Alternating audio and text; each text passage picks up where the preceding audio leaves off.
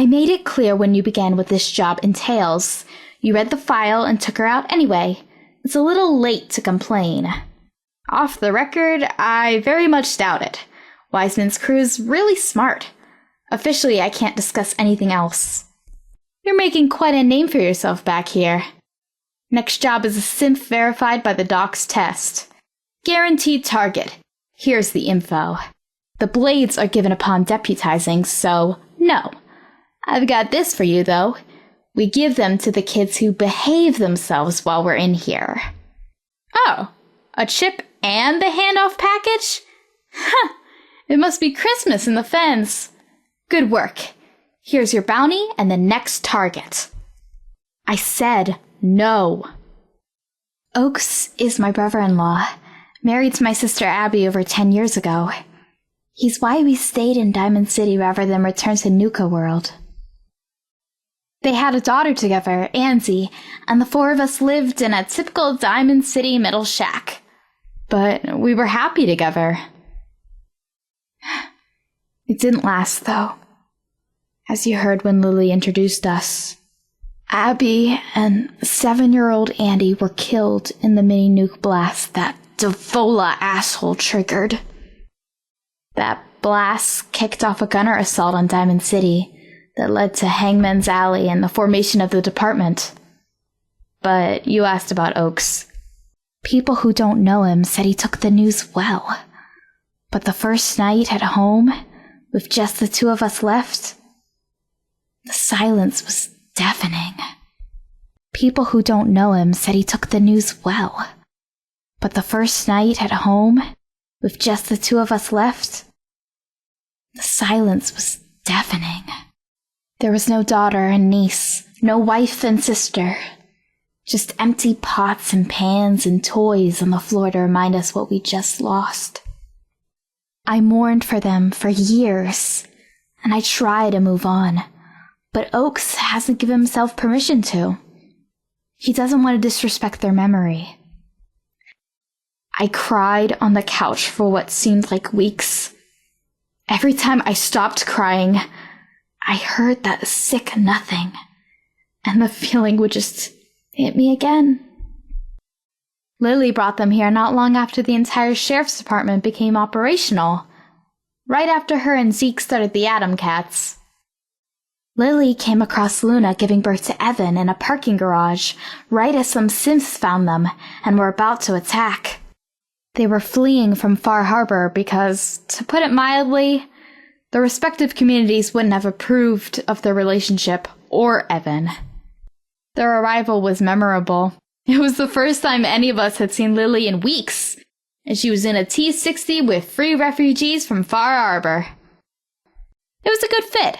Gavin is an excellent fighter, and Luna, well, she does have the armor, engraving, and the new fabric, so she earns her keep. Gary's quite the enigma, isn't he? He came with and is a friend of the sheriff and lieutenants, especially Crenshaw, who saved his life. You know they were stationed in the Capitol Wastes, right? I guess it has a pretty extensive subway system, and that's where Crenshaw found him. Gary was naked as a jaybird, half his current weight, with a giant head wound, nearly frozen to death in a filthy corner of one of those tunnels. Crenshaw brought him back to the Brotherhood main base? Fortress? Whatever. But they nursed Gary back to health. Turns out Gary has, real actual medical training. And that vocabulary of his? Only poets and geniuses talk like that. But the head wound took its toll. He's got no idea who he is, where he's from, or where he got that pre-war quality of advanced education. Weird, huh? Whitworth's been in Diamond City longer than any of us. You probably heard by now he's here in defiance of McDonough's ordinance. He got stuck here when the bombs fell and the world lost contact with itself. And then lost his home again when McDonough pulled his scapegoat shit. He's got over 200 years of firearms and explosive experiences. Can you believe McDonough kicked him out for a few lousy votes? How stupid was that? He had to sell his shop to Arturo, so there's no going back for him, even without McDonough in the picture. I'm sure the sheriff hopes he'll call Wrightfield home for a while. It's better here than a steel shack in the infield. I speak from experience. I imagine he could train Abby to be one hell of a demolitions expert. Sorry, just a mother dreaming about her daughter's future. She's not much of a conversation unless she's been drinking, but the sheriff has been good to us, to Diamond City, and to trade in the region. The security she coordinates for the Fens reassures trade caravans that they will have a safe harbor here, making it a desirable stop for many. And all those trade caravans travel by settlements, houses, and small towns on their way in, which keeps the region trading and supplied. She's supposed to be classically trained in a number of areas, but it's a military strategy where even untrained eyes like me can see her value. I mean, really, I never even heard the word psyops before she sent Harkins to win the Commonwealth Sharpshooter Open in full uniform. All that. The power armor presence, the snipers everywhere, those banners in the wall, the simps on the sticks are neither vanity nor accident. The reputation she's fostered for herself and this department stop most fights before they even start. You know what I mean? That somewhere else is to settlers in Nuka World. I came here with my sister around, I guess 15 or 16 years old after my grandparents died. We wanted to see the big city life. Obviously, Diamond City isn't all the caravans made it out to be. And we were underwhelmed, to say the least. We were all set to head back to Nuka World in a week or so, but my sister Abby started making goo-goo eyes at a 7-foot-tall greenhorn security guard. That's all Abby needed to change her mind, so we ended up staying here. And my sister eventually married that very security guard. You know that fresh, young security guard as Sergeant Oaks. They had a daughter together, and we all lived as a family. Life was good for a while. Long story short, I'm here because I believe in the sheriff. I have a talent for keeping things running on time, and my family is safe here. Well, I've been in Diamond City long enough to see everything myself, but I wasn't born or raised here. Kind of gives me a different perspective. That girl's an atom bomb in a field of wildflowers, isn't she? I've known her since she was maybe 7 or 8-ish when me and my sister moved here. I remember the first time I saw her because she was rolling around in the dirt in a fist fight with a boy twice her size. It was hilarious because she was already carrying a black eye a couple days old, and here she was in another fight all over again. It was a rare fight, too. She ended it by biting him in the nipple, sent him home crying to his mother. That was my Welcome to Diamond City show. That's also around the time Fiddle and the sheriff, who was his caravan guard, started putting Diamond City on their route. So, I also got to witness a young Lily's hero worship of the sheriff from the beginning. Like everything else, Lily didn't do that halfway either. I remember she'd put pieces of tailpipe on her arm while holding an old Astaltron claw and pretending she had a robotic arm too. Not much has changed about her in that decade and a half since. Except now Lily has power armor and enjoys the sheriff's protection. And while that's a good thing for keeping Lily alive, I'm not so sure it's a good thing for the rest of the Commonwealth. The Four Horsemen? Ha! Pretty catchy name. They're a mixed crew, aren't they? All of them are super-lifers. The Four Horsemen? Ha! Pretty catchy name. They're a mixed crew, aren't they? All of them are super-lifers. Crenshaw and Harkins are the two friendliest of the bunch if you're looking for conversation. Don't bother talking to Harkins on duty, though. Crenshaw and Harkins are the two friendliest of the bunch if you're looking for conversation. Don't bother talking to Harkins on duty, though. Spears is a military man through and through. He enjoys spending time with us in the evenings, but he's always going on about power armor. Lieutenant Dan is the same way. Except he doesn't like to say much. He's usually buried in his books and tech manuals, so don't take it personally. You probably heard they served under the sheriff when they were in the Brotherhood together. I hear they make quite the name for themselves. They'd taken up with a group of ex-brothers in Pennsylvania, but the sheriff sent for them after she agreed to stay in Diamond City to help us. They showed up a couple months later with the T-60s and a lot to teach us about being Diamond City's new line of defense. Doesn't everyone? What did you want to know? She's standing right there. Ask her yourself. Nice try, though. Maybe when you're alone. We've got a standing bounty of 50 caps for a synth component, which is more than any merchant will pay you for it. Oh, thank God. This gives me some hope. The merchant you're looking for isn't in town long, but he's usually in Bunker Hill. But he also makes stops here, Covenant, and Good Neighbor, so he could be at any of those towns or on the road in between. He dresses in a baseball uniform like Mo Cronin because he deals in trinkets and souvenirs. Also because it makes you remember him. It works. Just tell him you're looking for the silver desktop picture frame with the brand new photo in it. Those are rare enough he'll remember it. I can't. I'd get killed out there in the wasteland trying to do this. I have to think of Evan. Please reconsider. Are you sure? This is very important. It's time-dependent, and I'd pay you well for my own pocket. Years ago, a photographer came to Diamond City. As you can imagine, this isn't a rare treat. Nobody's making film or developer anymore. It was expensive, but I bought a session for Oaks, Abby, and Andy to have a family picture taken, and mounted in a silver frame with a glass for them. It was a great picture, but after Abby and Andy were killed, the sight of it was the reminder that it was too hard to bear. So Oaks put it away in a box. Skip forward a few years during our cleaning of our shack, and I sold that box to a junk caravan merchant without checking the contents well enough. I received word that merchant is back in the region. It's been a couple of years, but I hope maybe he'd remember who he sold it to. Photographs in good condition are rare enough that whoever brought that frame likely kept it in there, and is just using it as a decoration. I'm no fighter. I can't go looking for this merchant and expect to make it back alive. I need someone to find him and then track down that picture. It's the only picture we have of them. Oaks was devastated when I told him what I did.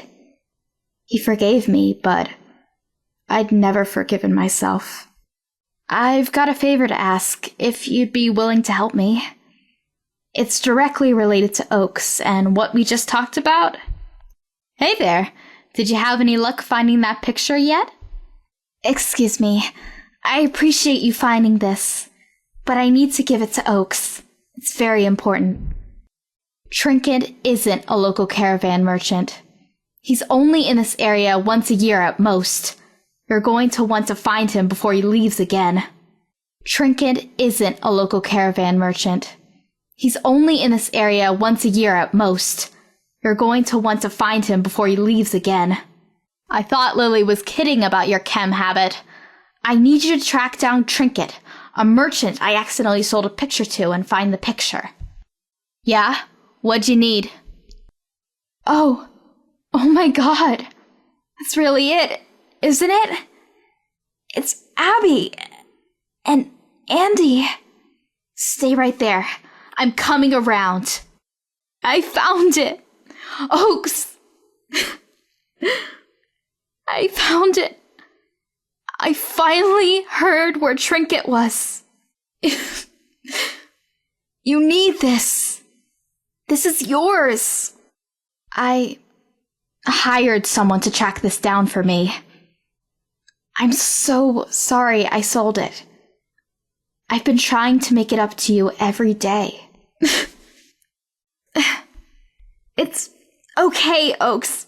You don't have to say anything. I fucked up this time. It's really undone. But there's something else. Oaks? Hey there. We saved you a spot. I was born and raised there with my sister. When we left, it was an economic powerhouse, a trading nexus for Diamond City, the capital, and the pit. There were trade caravans coming and going all day, every day. You could find almost anything you needed with patience and persistence. I haven't been back there since. But I make it a point to ask the merchants if they've heard anything about the place. Unfortunately, it seems the town fell to a rather large alliance of raider gangs sometime last year. I don't have any family left there, but I really hope the few friends I've been in touch with are safe. I haven't heard from them in a while. Word is the raiders are trying to keep trade alive there, but most of the caravan drivers have stopped going. They can't be sure it's safe anymore. You like my place, huh? It took a lot of fabric. Ugh. And I had to pay Trashcan Carla well to find the carpeting. But I tried hard to brighten it up. I'd been living in a metal shack right near Dugout Inn for years and years by then. I don't know if you've ever been in one, but they're awful. You hear everything everyone on the block says and does. Every raindrop. Everything leaks. And the dirt floors turn to mud in the rain. Do I even need to bring up the lack of a bathroom and the trash piled up in the streets? I am not raising my daughter in that environment. This world is going to be hard enough on her without her getting trench foot before she's 4. Bunker Hill is actually the indirect cause of a number of complaints we get from merchants and settlers in the Charleston area. You've probably heard they struck a deal with the raider gangs up there. Normal people call it bending your knee to a protection racket. All it did was give signal to the raiders they could live in the area as long as they crossed the river before hitting the same caravans anyway. Predictably, that's what has happened. Raiders get a good night's sleep across the street from Bunker Hill, then hit the caravans out of Bunker Hill, several clicks down the road. The merchants and everyone else is left to deal with the consequences because they know how useless it is to ask Kessler to do something. The sheriff has sent Crenshaw up there several times to try to get Kessler to do something, but she refuses to take a stand up to them. Kessler's demands are that we effectively provide full-time security for Bunker Hill, and acted like she was doing us a favor by allowing it. It goes without saying we are not a mercenary force, nor are we an occupational military presence. So, that's where the entire thing stands at the moment, in a messy limbo that's not good for anyone but the raiders. It may not seem like it, but this city is crowded compared to the wastelands out there. That was the first adjustment I had to make moving here. In Nuka World, you can leave the park, walk in any direction, and not see another person for days or weeks. Even though you were alone, it was far less dangerous. If for nothing other than the fact that humans are the most dangerous thing out there. Me and my sister, young teenagers, made it from Nuka World no problem. Almost to get killed at Hardware Town a few blocks from here on the way in. It was a reality check, that's for sure. Some days it seems like the sheriff's department are the only ones interested or capable of mounting a real defense of Diamond City. Don't get me wrong. A lot of things had to come together the right way for this organization to be as strong as it is today. We had the support of Mayor Henry Roberts when we started, plenty of secure space and military experience at the top, not to mention the T-60s. All that gave us the time and means to build up the reputation and muscle to back it up. That all changed when McDonough took over. He ran on a platform of, "You, neighbor, the ghoul, is responsible for everything bad in your life." And won, of course. I mean, who wants to hear their problems are the results of years of their own poor decision-making when you can blame it on something unrelated? And so, McDonough got elected, the ghouls got evicted, and Diamond City lost several collective millennia of wisdom and experience. Needless to say, the Institute didn't stop, the kidnappings still happen, and all those problems are still there, 'cause the ghouls never caused them. I'm just glad Babs and Luna were here. and the textile operation was in full swing when McDonough pulled the funding, or we'd be in serious trouble. We get more caps from Becky, Lucas, Cricket, and the other caravans for that cloth that Diamond City was ever able to afford. I heard about them while living in Nuka World, but it took living in Diamond City to realize just how bad of a problem they've become here. My first experience with them was watching a column of toasters shamble by, while my sister and I hid from them on our way to Diamond City. After we moved to Diamond City, whenever I heard about them, it was in relation to a kidnapping or the discovery of a synth imposter. Sometimes it would involve something like another broken mask. A synth would just go haywire and start blasting the people around it. Other times, it was just an outright kidnapping, or something more subtle, like a replacement that just wasn't quite right somehow. The worst part is nobody knows what they want, or who we would even negotiate with if we were able to accede to their demands. Not that we will. How kidnapping Becky Fallon's husband ties into anything is a mystery to us. The rest of their actions are just as inscrutable. But there's one lesson the sheriff drills into us about the Institute. If someone tells you they want to exterminate you, you believe them. They're another group that we can't figure out here. What they say they're working toward, and the actions they take just don't line up. One thing's for certain is that they're not the secret and shadowy organization they claim to be. It's not particularly hard to find them. They seem really ham-handed and amateurish, like what an organization would be if DP were the tactical brain behind it. Crenshaw and Lily pointed out that this one clown of theirs that impersonates a security officer nobody noticed, and now he sticks out like a sore thumb. Really, though, he thought none of the other guards would notice this new guard standing there saying, "Hey, what's going on?" one morning.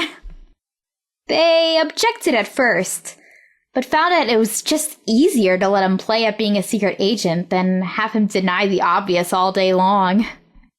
But when the sheriff found out that they've been messing with the brains of synths and letting them loose on the street, whoa. I heard she was fit to be tied.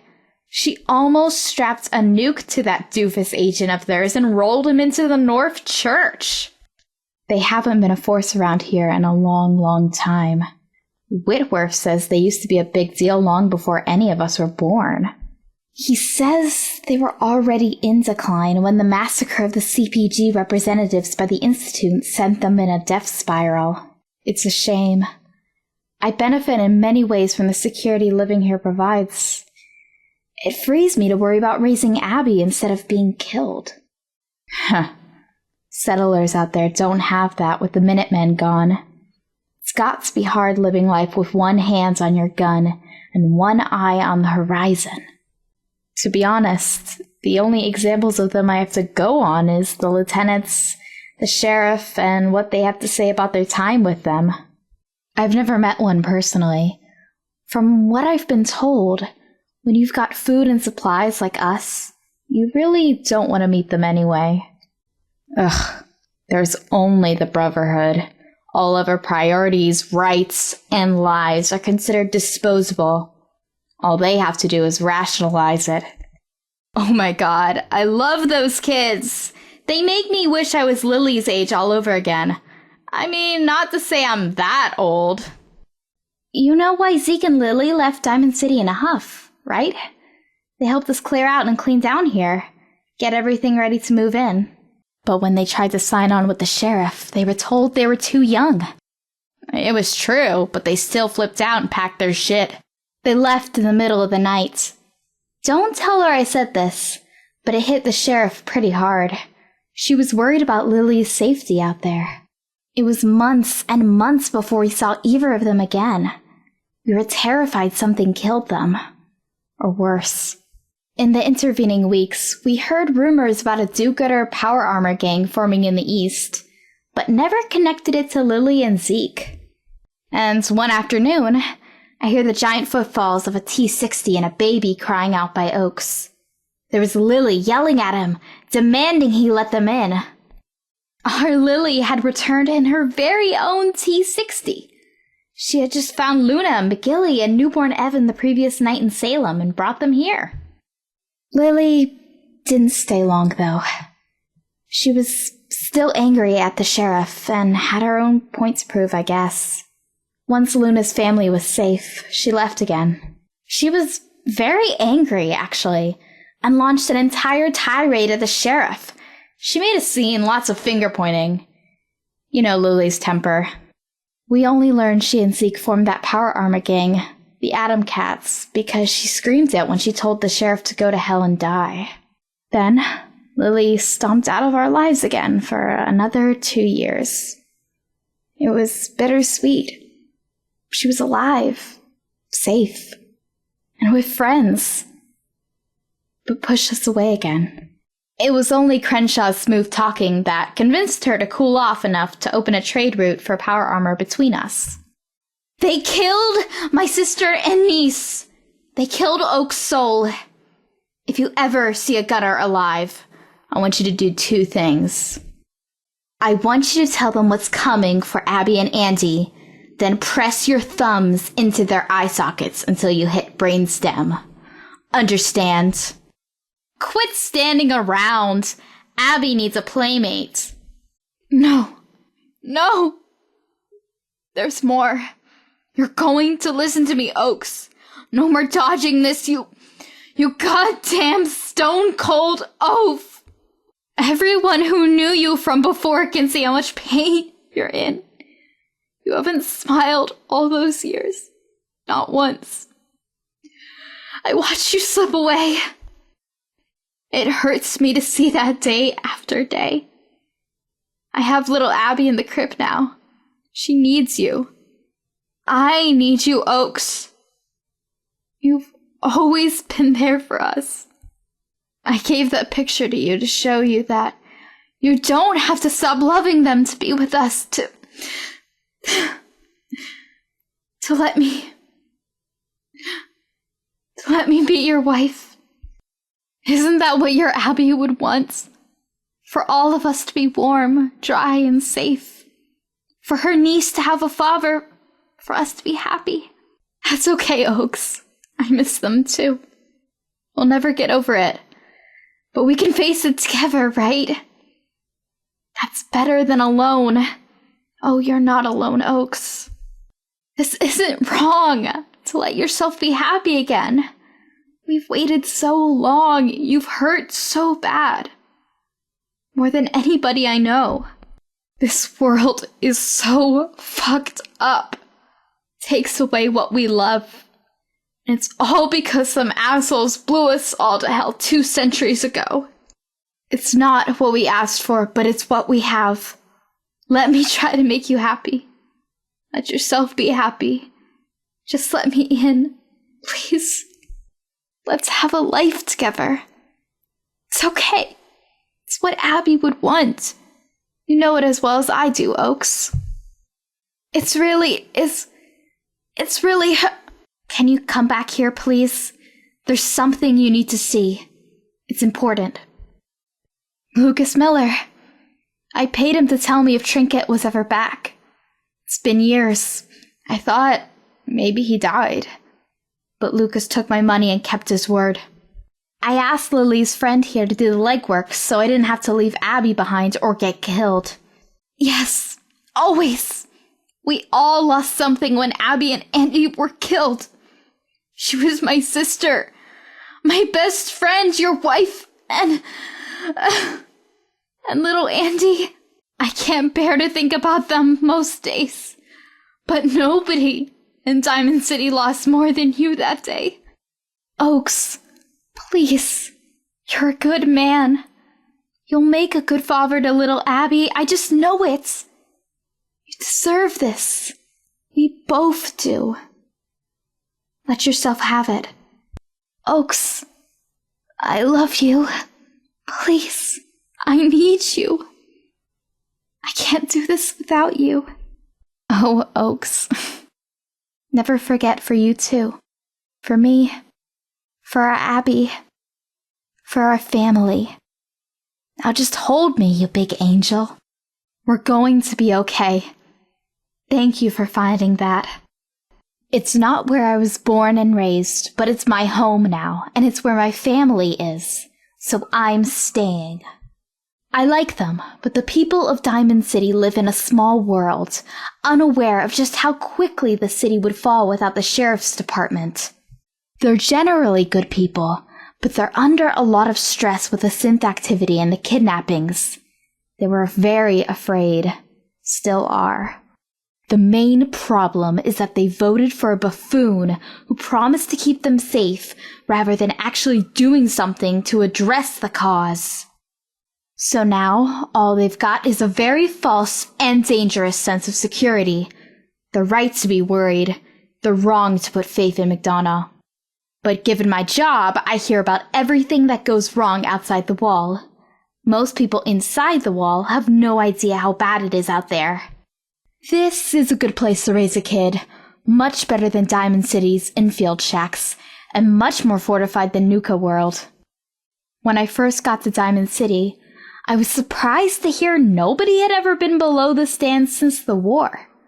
But then, I never looked either. It's fortunate it took so long. Except for Stubby, who just tore up ticket stubs for 200 years. We're the first people back here since the war. Once we actually cleared the trash from the access points, it was just a lot of dust, dead rats, and 200 years of Stubby to clean up.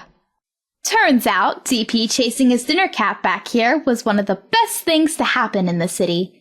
He's the one who started it all. It turned out pretty well, if you ask me. And so we remain here, funding ourselves until McDonough tries to remove us. And I know McDonough. He doesn't have the stones. We'll outlast him. We've got a standing bounty of 50 caps for a synth component, which is more than any merchant will pay you for it. Yeah? Hey there, you need something? Well, if it isn't our newest deputy, what's up? I thought you'd like to know we just got some new bounties posted. They're on the clipboards outside. What's up? Yeah, Harkins called in on radio. Seems she got herself into a situation in Good Neighbor that has to be taken care of quietly. Take this canister to her at the Hotel Rexford. Don't tell anyone in Good Neighbor why you're there, or that you're seeing Harkins. Yeah, Lenny's not going to survive that conversation. I'm not sure he's going to find any mercy there. Lily had a lot of friends in Good Neighbor. She was quite popular over there. Thank you again for finding that picture for Oaks. I have a feeling things are going to be okay. Call me Commander Delano. I keep the trains running on time around here. But around here, you call me Commander Delano. You want a contract? You talk to me. You fill a contract, you bring the head, or whatever we want to me, and I give you your caps. A non-green zoner wants to talk to anyone inside the department? They talk to me first. I keep the trains running on time around here. Suit yourself. You're going to have to wait until I'm on duty. I don't carry that kind of money around with me. Sorry, I'm on duty. I don't have time to chit-chat. This department doesn't keep itself running on time. Yeah, actually, I do. This just came in. Babs was looking for you and Lily specifically. I was just about to come and find you. Looks pretty urgent. Well, you put the words synth and hunter together in order, and it kind of explains itself. You hunt down synths.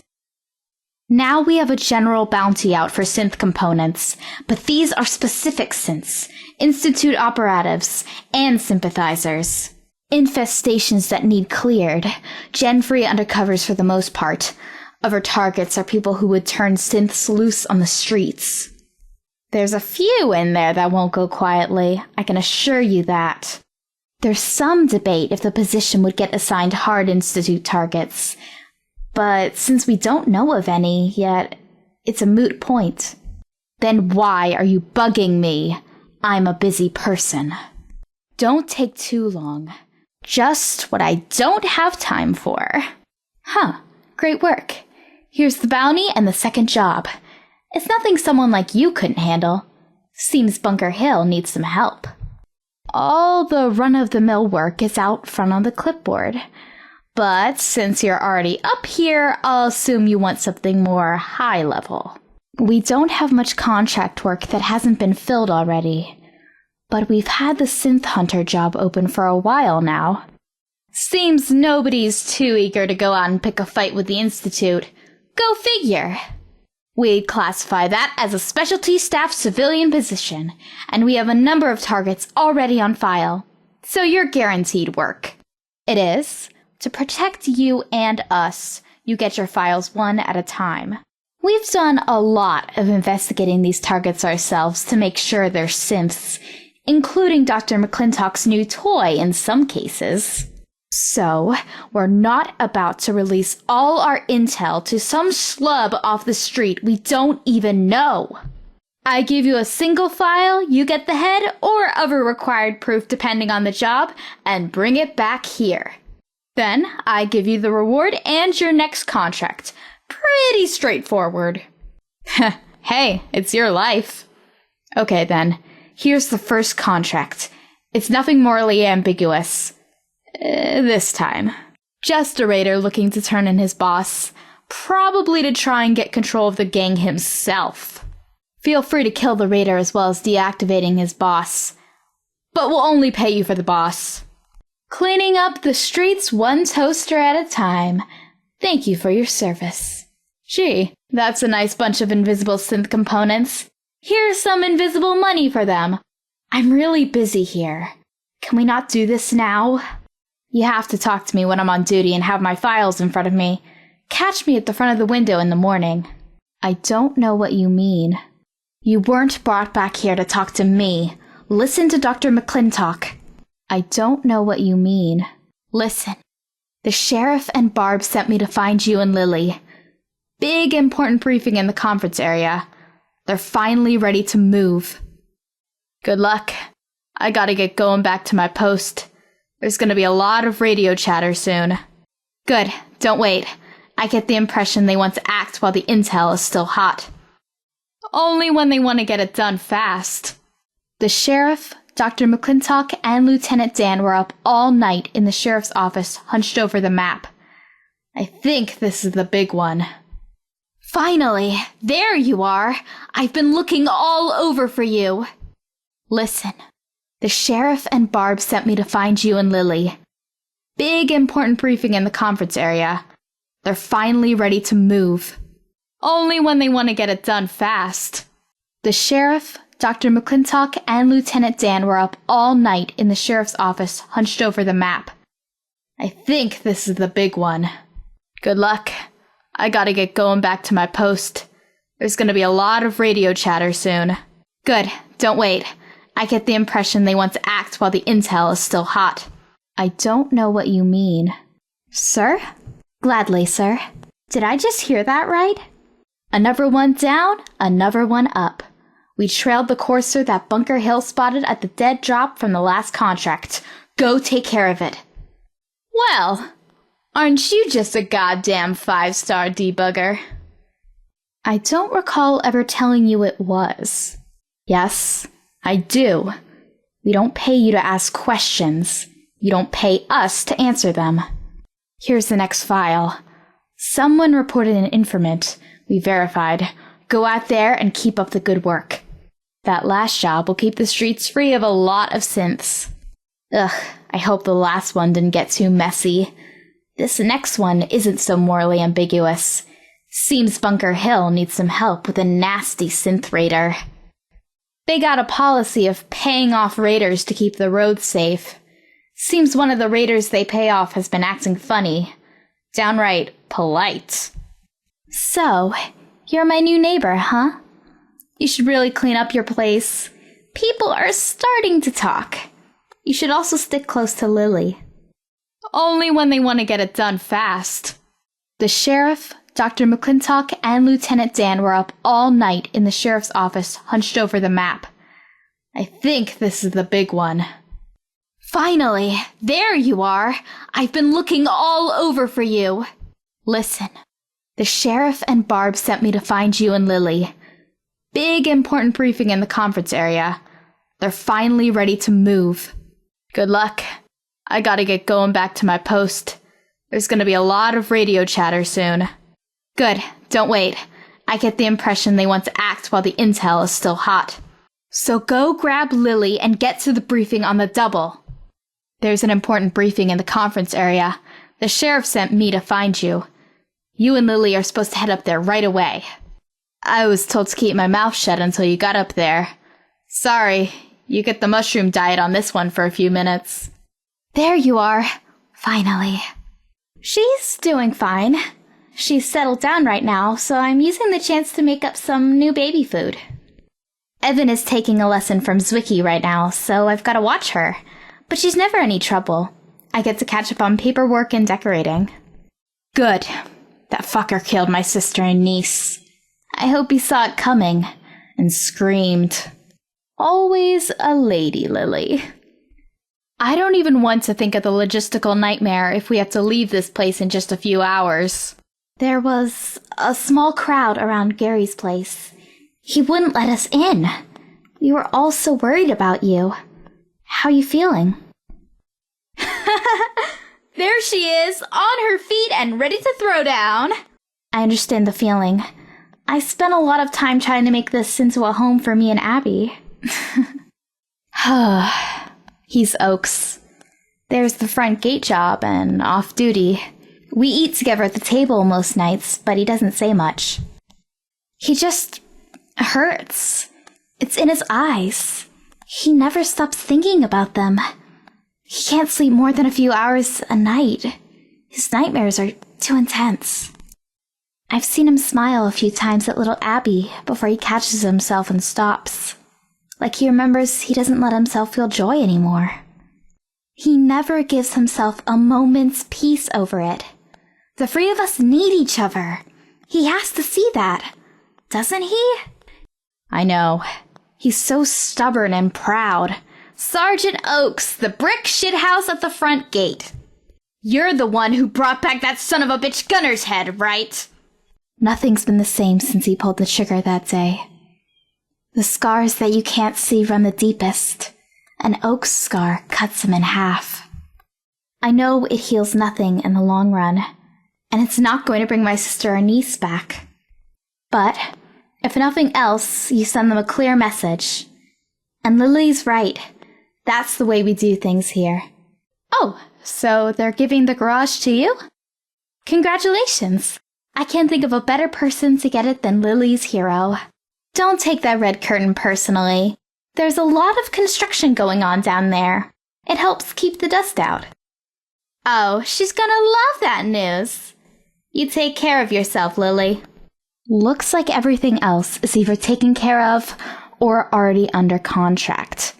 Sorry, nothing today. Good. That fucker killed my sister and niece. I hope he saw it coming and screamed. Nothing's been the same since he pulled the trigger that day. The scars that you can't see run the deepest. An Oaks scar cuts him in half. Always a lady, Lily. I know it heals nothing in the long run, and it's not going to bring my sister or niece back. But, if nothing else, you send them a clear message. And Lily's right. That's the way we do things here.